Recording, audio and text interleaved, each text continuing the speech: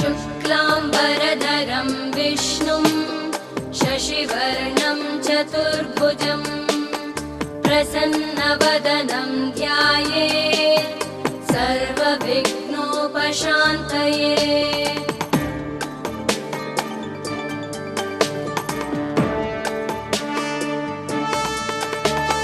शान्ताकारं भुजगशयनं पद्मनाभं सुरेशं विश्वाधारं गगनसदृशं मेघवर्णं शुभाङ्गं लक्ष्मीकान्तं कमलनयनं योगिभिर्ध्यानगम्यम्